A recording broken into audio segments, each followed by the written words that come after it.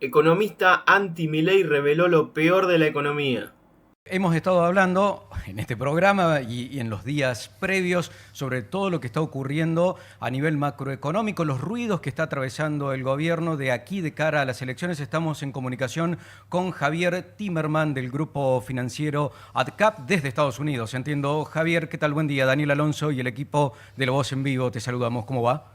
¿Qué tal? ¿Cómo están? Todo Muy muy bien, bien, buen gracias. día. Gracias por el contacto, Javier. A ver, ¿cómo se ve desde allá la cosa? Desde tu criterio, ¿qué explica esta volatilidad de tasas que estamos experimentando? ¿Es solo una respuesta a lo que muchos consideran una mala praxis del gobierno o hay algo más que al mercado no le está cerrando? Lo que pasa es que es muy difícil, ¿qué quiere decir mala praxis?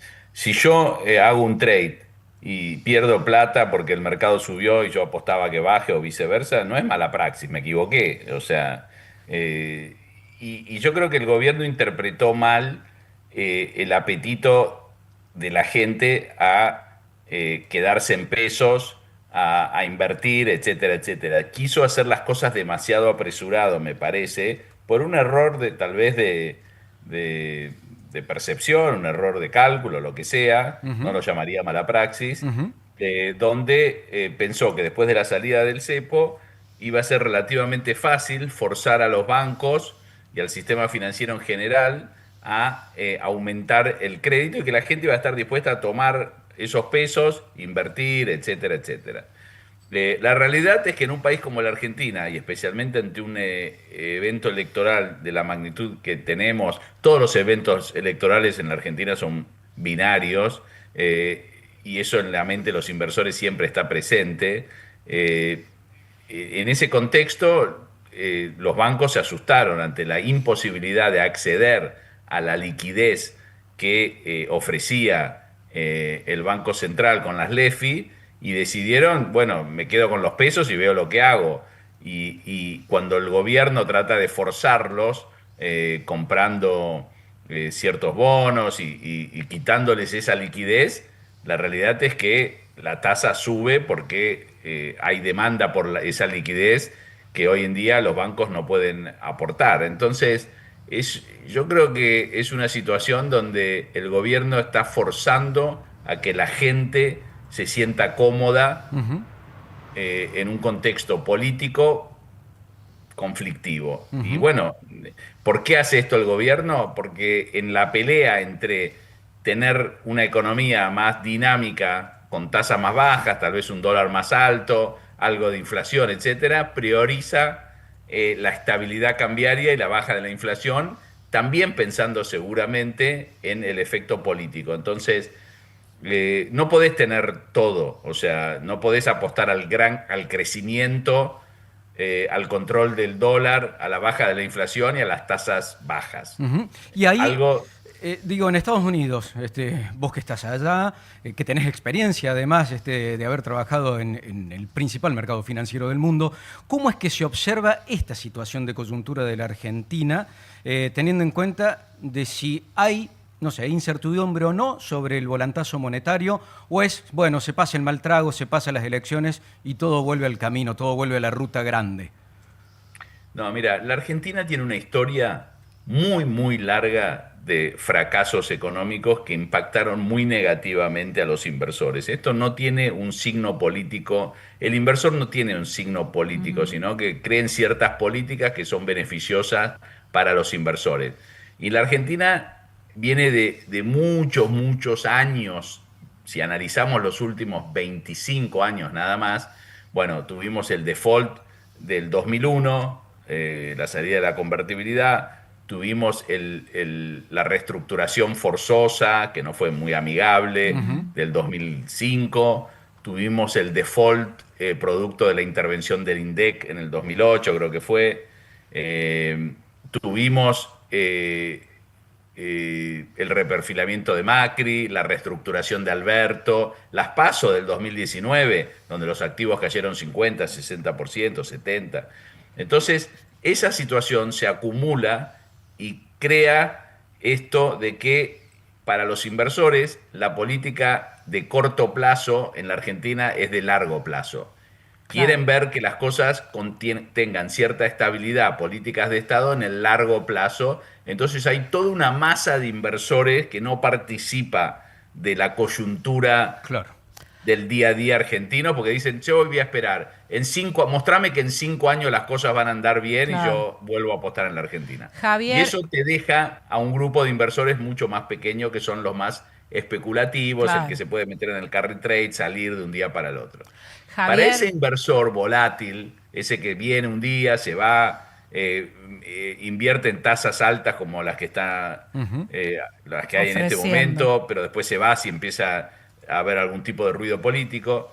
La elección en la Argentina es un fenómeno, especialmente después del 2019, traumático. Claro. Entonces es de esperar que hoy en día te digan, no, yo espero, quiero ver qué pasa. Entonces el gobierno se apresura y toma medidas y enseguida empieza como a amendar esas medidas. Y en finanzas, para los inversores, y esto en general, cuando un gobierno toma medidas constantemente no es bueno. No importa si Ajá. son buenas medidas, ¿no?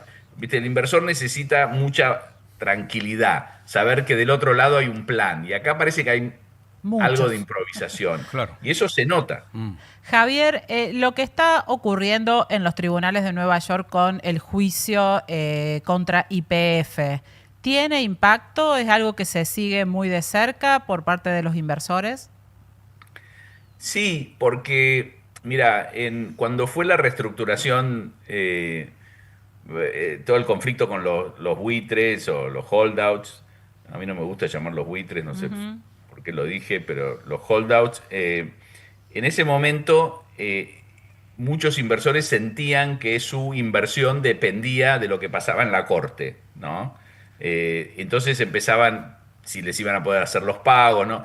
Lo que en ese momento benefició a la Argentina fue que también iba a haber una elección, la del 2015, donde había 3 candidatos, Massa, Scioli y Macri, que para el mercado eran buenos candidatos. Macri tal vez el preferido, pero Massa era bueno, Scioli también generaba confianza en ese momento. Entonces, todo el conflicto legal que hubo, que fue importante, no impactó tanto. Pero hoy en día, basada en la experiencia de ese juicio de los buitres o holdouts, uno puede empezar a pensar que puede volver a ocurrir que empiecen las trabas a las emisiones de bonos, porque los americanos, el juicio de YPF se trata de preservar el mercado de capitales americano. La Argentina YPF fue a Estados Unidos, emitió acciones bajo la ley americana, bajo las normas americanas, bajo los tribunales americanos, y en eso quieren preservar que lo que se diga ahí Claro. es más importante para esa emisión de lo que se decida en un congreso, Claro. en una reunión política. Está claro, está Entonces claro. es importante, especialmente porque no se sabe cuál va a ser la reacción que pueda llegar a tener el gobierno en caso de que los fallos continúen siendo Adversos. en contra. Así que es un tema, es parte de la historia argentina, parte de lo que preocupa. Eso y otras cosas más, ¿no? O sea, si ustedes escuchan al gobierno, ponele que vos escuchaste ayer el discurso de Milei, ustedes me imagino que lo Sí. escucharon. Yo estaba acá en Nueva York, no lo escuché, pero leí. ¿Qué dice Milei en el discurso? Que del otro lado o sea, que es o la libertad avanza o un enano soviético y otras cosas más, ¿no? Vos sos un inversor, decís, che, hay la posibilidad que suba un soviético. Claro. Mejor me voy. Claro, O sea, claro, si los inversores le creen al gobierno, tienen que irse de la Argentina. Claro. Bueno, vos sabés que, Javier, ayer hablamos con Agustín Pichot, que además de haber hecho todo lo que hizo en el rugby, es un gran empresario, por lo menos tiene muchas inversiones y demás. Y justamente hablaba de esto que vos estabas planteando. A los inversores, él nos contaba que había terminado de tener una ronda con inversores creo que estaba en Australia, hablando de cuestiones energéticas y demás, que no le importan si el que está en el gobierno es de tal o cual palo político, ideológico. Lo que le interesa es que haya reglas más o menos sostenibles en el tiempo, cuanto más sostenibles sean, mucho mejor, para poder invertir, porque tiene un montón de lugares dispuesto en el tablero global para decir pongo acá o pongo allá. Y todo esto que vos planteabas recién con este ejemplo de lo que dijo Milei, evidentemente que espanta más que atraer. Claro, ese es el tema, que en la Argentina vivimos en una situación. Yo estoy totalmente de acuerdo con lo que dice Agustín, y es tal cual. O sea, para ganar una contienda política se usan argumentos que terminan perjudicando al propio gobierno. Porque si a Axel le va bien, ¿qué pasa? O sea, si al enano soviético, Claro. Kuka, que destruyó la provincia de Buenos Aires, que es responsable del juicio, de esto, todo lo que dijeron ayer, gana las elecciones por 10 puntos, cosa que no sé, no creo que pase, pero puede pasar, ¿viste? Vos sabés que un ex CEO de Goldman Sachs una vez me dijo, mi tarea como chairman de Goldman Sachs, banco de inversión más prestigioso de Estados Unidos, es dedicarle el 95% de mi tiempo a esas cosas que solo tienen el 5% de posibilidad de que ocurran, pero si ocurren, Claro. volcamos. Y además, Javier, porque en el mundo lo que dice un presidente suele tomarse bastante literalmente, ¿no? Claro, o sea, ¿viste? Entonces yo lo planteo eso muchas veces en reuniones y qué sé yo, y digo, pero hay que juntarse, hablar. Me dice, no, con Axel no se puede juntar, o con o con Cristina, o con quien sea. O del otro lado decían lo mismo sobre cuando estaban en el gobierno de Alberto, decían lo mismo sobre el otro lado, ¿no? Claro, claro. Pero si vos estableces 5 o 6 reglas que estoy seguro que se pueden acomodar para el gusto de todos, pasás un presupuesto, haces algún tipo de viaje al fondo, viaje a Washington, viaje a ver inversores, con un grupo de gente del peronismo, gente de todos los colores, y planteás políticas de Estado.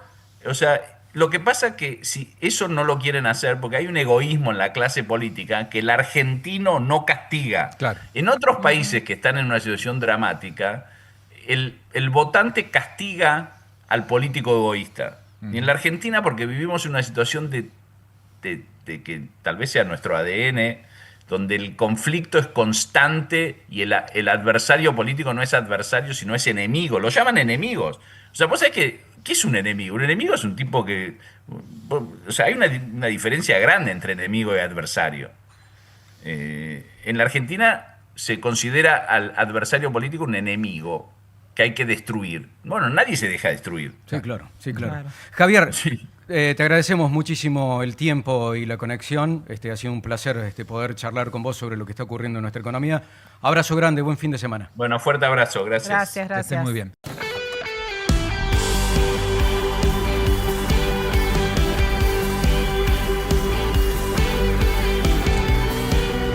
Si querés sumarte a la batalla cultural contra las nefastas ideas de Javier Milei, dale like, suscríbete y deja tu opinión en la caja de comentarios.